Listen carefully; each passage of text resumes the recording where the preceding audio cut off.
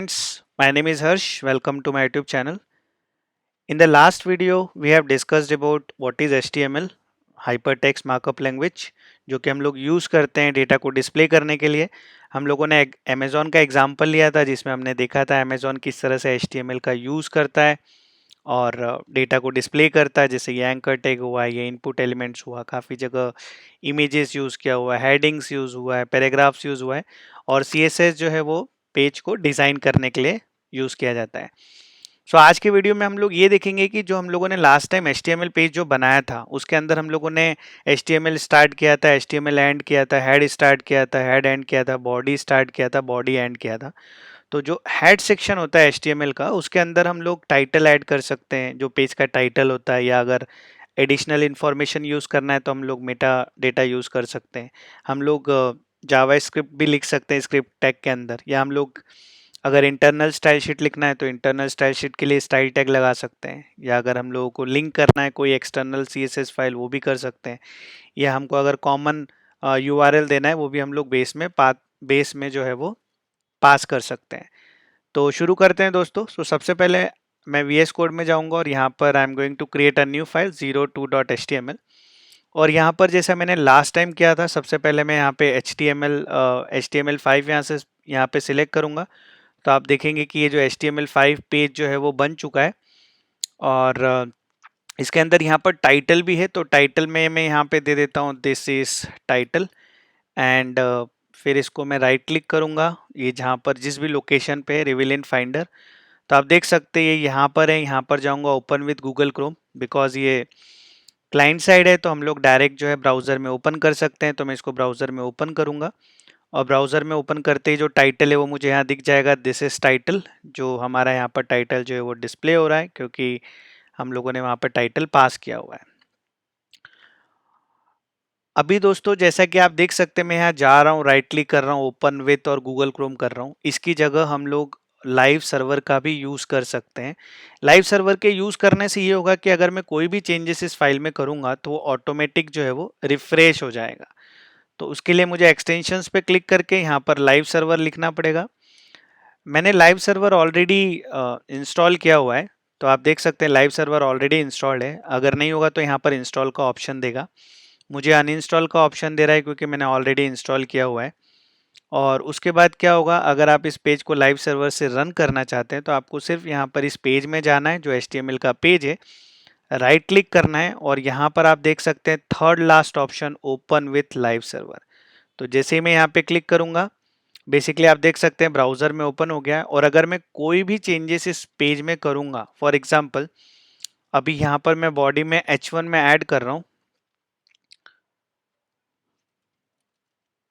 Programming with हर्ष।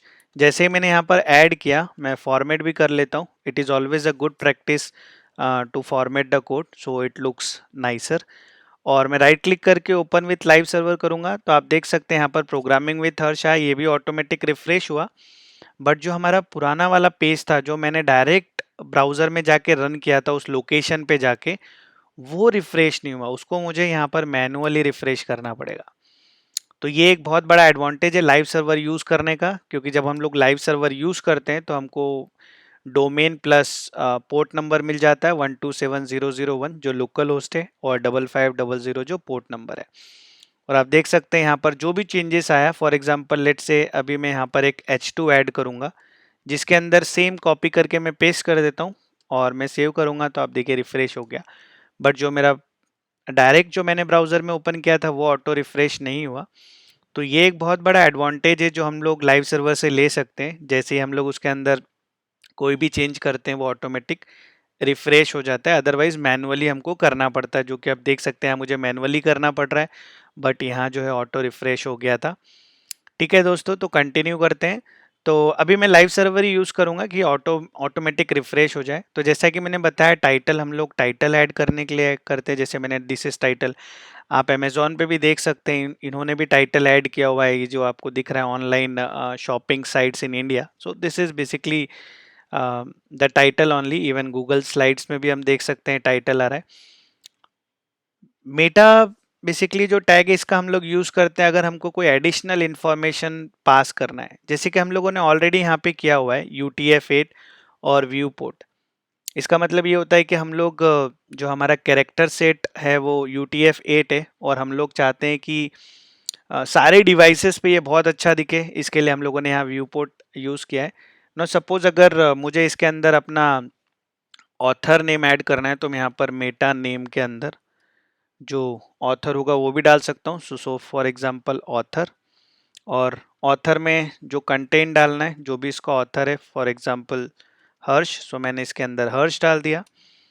अगर मुझे इसके अंदर कुछ डिस्क्रिप्शन ऐड करना है तो मैं वो भी ऐड कर सकता हूँ। तो फॉर एग्जांपल मैंने यहाँ पर एक डिस्क्रिप्शन ऐड किया और डिस्क्रिप्शन में जस्ट डाल दिया वेब पेज, और यहाँ पर मैं डिस्क्रिप्शन भी डाल सकता हूँ और कंटेंट में भी अगर मुझे डालना है वेब पेज ट्यूटोरियल तो मैंने वो भी डाल दिया।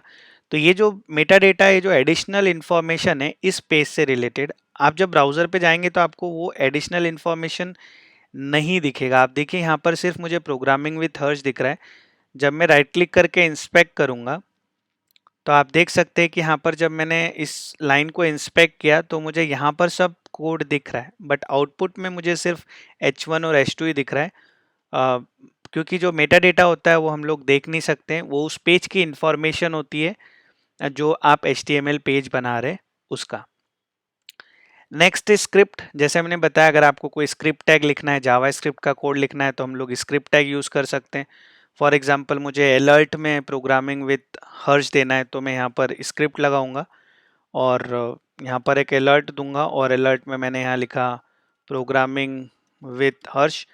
तो जैसे ही मैं ब्राउज़र पे जाऊंगा आप देख सकते हैं मुझे एक अलर्ट आएगा और अलर्ट में रहेगा प्रोग्रामिंग विथ हर्ष। तो आपको अगर कोई भी जावा स्क्रिप्ट का कोड लिखना है तो हम लोग स्क्रिप्ट टैग लगा सकते हैं और स्क्रिप्ट के अंदर जो अपना जावा स्क्रिप्ट का कोड है वो पास कर सकते हैं। इसी तरह से दोस्तों अगर कुछ स्टाइल लिखना है, फॉर एग्जांपल मेरे पास ये H1 है और मुझे इस H1 में कुछ स्टाइल डालना है तो मैं यहाँ पर स्टाइल में H1 एक सिलेक्टर है उसको सिलेक्ट करूँगा। CSS में बेसिकली इसको हम लोग इंटरनल CSS बोलते हैं। मैं इसमें कमेंट में ऐड कर देता हूँ इंटरनल CSS।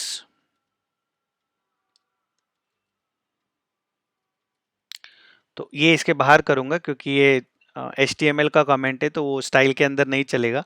तो मैंने यहाँ पे लिखा ये, और इसके बाद H1 को मुझे फॉर एग्जांपल बैकग्राउंड कलर देना है रेड, तो मैंने यहाँ पे रेड दिया। जैसे ही मैं ब्राउज़र पे जाऊँगा आप देख सकते हैं कि जो H1 है, H1 को मैंने सिलेक्ट किया है तो वो बैकग्राउंड कलर रेड हो रहा है। मैं इस अलर्ट को कमेंट कर रहा हूँ, this is called single line comment in Java script, क्योंकि वो बार बार अलर्ट आ रहा है। और अभी हम लोग स्टाइल डिस्कस कर रहे हैं। तो H1 के अंदर आप देख सकते हैं जैसे ही मैंने बैकग्राउंड कलर दिया, या सपोज मुझे कुछ कलर देना है, for example colour is white, जैसे ही मैं ब्राउज़र पे जाऊंगा आप देखेंगे कि कलर जो है वो वाइट हो चुका है। तो इस तरह से हम लोग स्टाइल का यूज़ कर सकते हैं। लिंक, सपोज अगर मेरे पास कोई एक्सटर्नल CSS होता, मैंने एक स्टाइल डॉट CSS फाइल बनाया और इसमें मैंने H2 पे बैकग्राउंड कलर दे दिया ग्रीन। ये मेरा एक CSS फाइल है जो हम लोग पेज को डिज़ाइन करने के लिए यूज़ करते हैं, और मुझे इसको यूज़ करना है तो मैं यहाँ पे लिंक, और ये मैं शॉर्टकट यूज़ करूँगा VS कोड का। तो आप देख सकते हैं यहाँ पर लिंक REL स्टाइल शीट, और HREF में जो फाइल है वो स्टाइल डॉट CSS जो मैंने अभी बनाया है, जिसके अंदर मैंने बोला है कि H2 का बैकग्राउंड कलर ग्रीन होगा और लेट्स से कलर मैंने बोला यहाँ पे वाइट होगा। तो जैसे ही मैं ब्राउज़र पे जाऊँगा आप देख सकते हैं कि जो मेरा सेकेंड वाला H2 है, ये जो H2 टैग है इसका कलर जो है वो बैकग्राउंड कलर जो है ग्रीन है और कलर है वाइट। तो इस तरह से दोस्तों हम लोग हेड सेक्शन में लिंक का यूज़ कर सकते हैं। अगर सेम हमको अगर बेस का यूज़ करना है तो हम लोग वो भी कर सकते हैं। अगर हम लोगों को कोई कॉमन URL देना है तो with the help of base हम लोग वो भी कर सकते हैं। तो चलिए उसका भी एक एग्जांपल देख लेते हैं।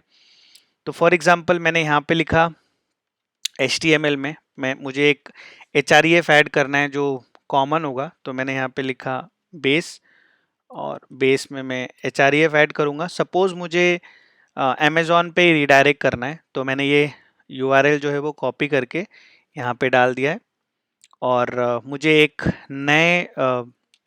नए टैब में ओपन करना है तो उसके लिए हम लोग target is equal to underscore blank दे सकते हैं। तो मैंने टारगेट अंडरस्कोर ब्लैंक दे दिया, और सपोज़ अब मेरे पास यहाँ पर एक इमेज है जिस पे मैं क्लिक करूँगा तो मुझे वहाँ रीडायरेक्ट होना है। तो उसके लिए मुझे एक इमेज का यूज़ करना पड़ेगा। तो सपोज़ मुझे ये इमेज चाहिए, तो मैं open image in a new tab करूँगा तो मुझे वो यूआरएल मिल जाएगा।